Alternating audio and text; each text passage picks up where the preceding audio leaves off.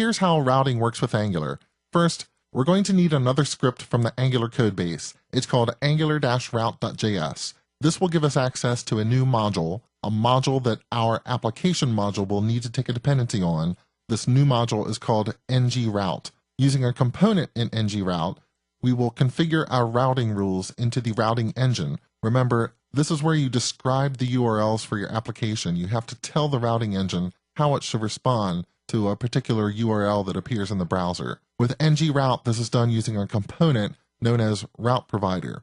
It has an API where you describe what the URL looks like and then what to do for that URL. For each URL, you can specify a template URL, that is the HTML that Angular has to go and find and load up for that route, and then optionally a controller that should be used to manage that template.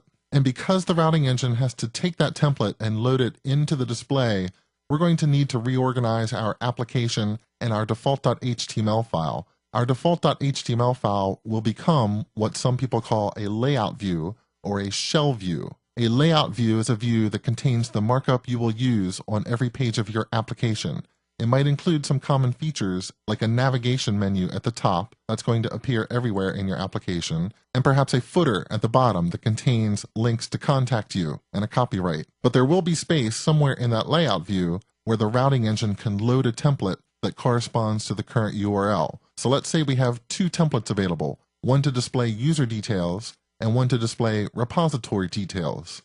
We will tell the routing engine where to place these templates using a new directive, an ng-view directive.